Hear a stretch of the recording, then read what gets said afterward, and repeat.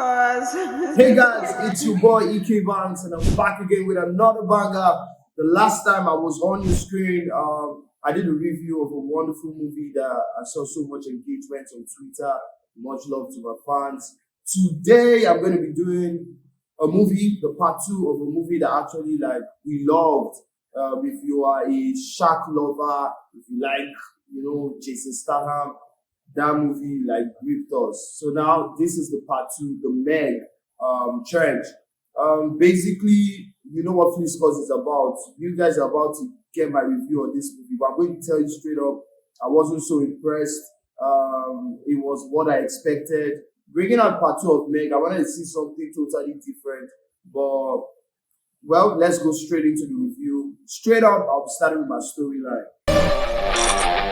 It's Flickscores. Okay, so before I start with my storyline, guys, I'm going to tell you much about the movie and how it did in the box office, the Rotten Tomatoes, 30%. So basically, people did not like this movie the way they wanted people to like it. So, release date was on the 4th of August 2023 in Nigeria. Director Ben Wheatley, film series The Meg. That's the franchise. Story by Dean Yorgaris, John Hoba, Eric Hoba, distributed by Warner Bros. Based on The Trench by Steve Alten. Now, storyline of the movie. Jonas Taylor leads a research team on a dive into the deepest depths of the ocean. I don't know what they define for there, but we know white guys. Their voyage spirals into chaos when a mining operation threatens their mission and forces them into a high-stake battle for survival, pitted against colossal prehistoric sharks and relentless environmental plunderers. They must outrun, outsmart, and outswim their merciless predators. So basically, this is what the Meg 2 is about. Not so much difference from the first one, but the first one was they were just against the shark, but this time they're against people trying to take over their company, illegal miners, so many things involved. Now the storyline for the movie, not bad at all. I got the picture. They wanted to give us something to think about. There were no fillers. It was straight. Jason Statham obviously stole the show. The Asian guy, I don't know. I felt he was looking at the camera in so many occasions, and he's a pro actor, so I don't know. Maybe the editing or directing wasn't that fair. So the Meg, I don't know what happened in part two, but storyline. So I don't deviate from the storyline. Was okay to me. Now this is the issue I had with the storyline. There was a scene at the end of the movie when they went to Fun Island. Now, Fun Island is a place where people go. It's like a beach, go have fun.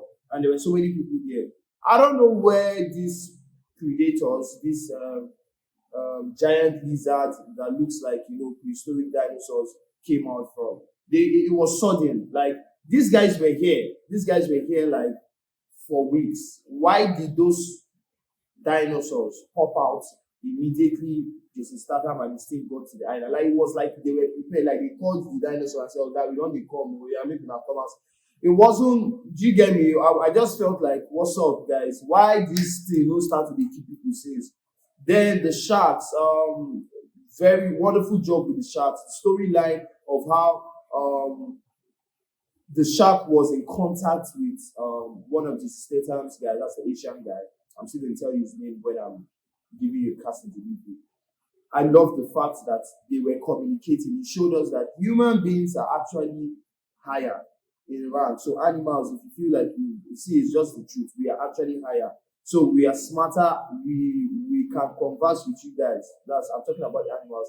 That's why you see some people have lions as friends. So they gave us something to understand that, okay, if you actually train the shark, you could actually be able to communicate with clicks. So basically, storyline not bad. If I'm to rating it, I would give the storyline for Meg 2 Trench a solid 17. So going straight to the cast and delivery, let's see how good these guys did. So guys, straight to the cast and delivery.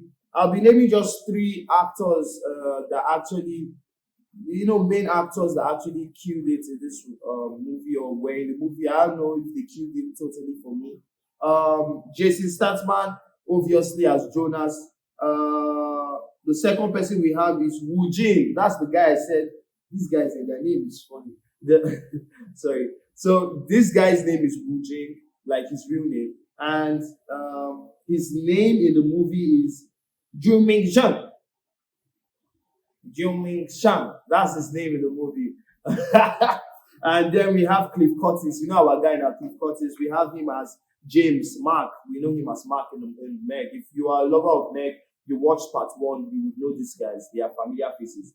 Now, to me, I would not say Wu Jing didn't kill it. He killed it, but there were occasions where he wasn't giving me that pro actor vibe. He was just giving me that, when you're watching a mediocre American Asian movie. That was the vibe. That's the kind of acting he gave me. So in some occasions, he scaled through. Some occasions, so it was like this. This is my opinion. Remember, Flickscores is opinion based. So don't judge me, guys. This is my opinion about this movie and about how good he did. Jason Statham, on the other hand, I don't think there's anything to condemn about that young man. For the past decade, like I've been watching Jason Statham for the past, I don't want to exaggerate, but say 10 years. Not one movie where he did not fit into character. I think that's something we can discuss on our Twitter channel and also on YouTube. So if you feel Jason Statham has actually dropped a movie whereas he did not fit into character, come to the comment section and let's discuss about this. Killed it for me. So cast and delivery for the Meg 2, I'll give it a solid 19/20. Moving straight along to the visuals. Let's go. So guys, from first Meg we actually watched, cinematography was one of their strongest points. Because like it's difficult to shoot. I'm not a cinematographer, but when you see something that's difficult, you know. I'm not saying they were literally inside the ocean, but it's difficult to shoot. Like you want to make us understand that they are inside 25,000 feet below. It's difficult. They made everything look so real. I felt when they entered into the deepest part, that was where the Megs, where they stayed, and they had to get out of their submarine or whatever and had to walk with their suits. It felt so real. We could see the pressure pulling them back. That was how it's just like people who swim. You could actually go swim and you see just a normal swimming pool. Once you get inside the water, you see the pressure. Just a swimming pool now, talking of 25 feet down below. So it felt so real. I loved how everything came in place.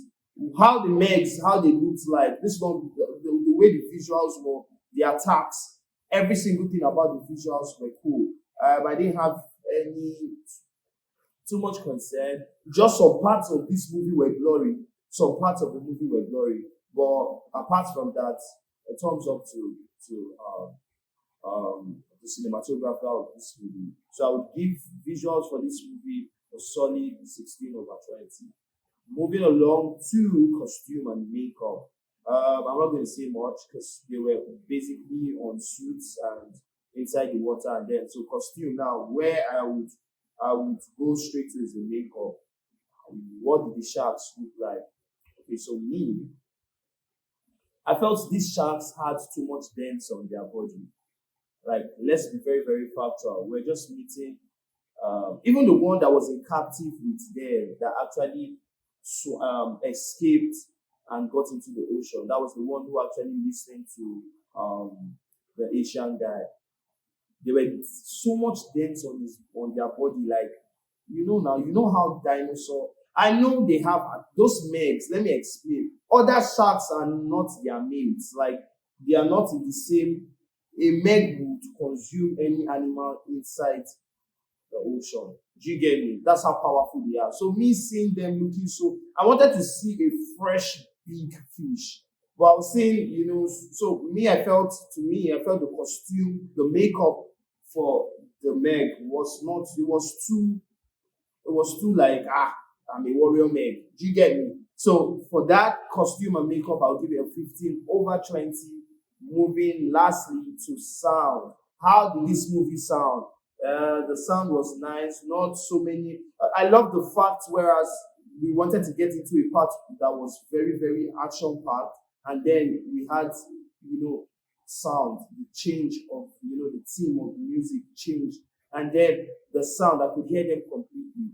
The sounds from the Megs too were on point. It was wonderful.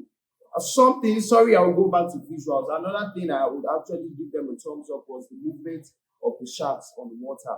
Like, it was so sweet to see how, how sharks move now. They would not come up fully, you just see their fins and they move so fast. So it was really nice. So back to sound. Sound was okay. I didn't see any problem with sound. Overall, the movie The Meg, I will tell you to watch it, but I preferred the first one to the second Meg. The first Meg, to me, I felt cool. This one, it was like, okay, we know we're going to see a shark, and we know Jason Statham is not going to die, and we know all of them are going to, Jason said the film trick is too much. Only you will jump, carry spear, you too. Oh God, that's Jason Statham though. So wonderful movie. Let's go straight to the calculation. Sound, remember, I'll give sound for this movie a solid 18/20. So moving along to calculations. Okay, guys, so straight to calculations. You know how I do it. I plus, add up, and then I divide by 5. So 17 for storyline, 19 for cast and delivery, visuals is 16, costume and makeup 15, sound 18. Adding this all together, I get 85. Divide by 5, and I have a solid 17/20. So obviously the Meg actually did a good job. Everyone should watch the movie. So come to the comment section and tell me about what you feel about the Meg. Did you get? So you guys should come and the scores. Please remember to follow Flickscores, subscribe, like, and also share my videos. I'll be posting a video very soon after the Meg, a wonderful video you would like.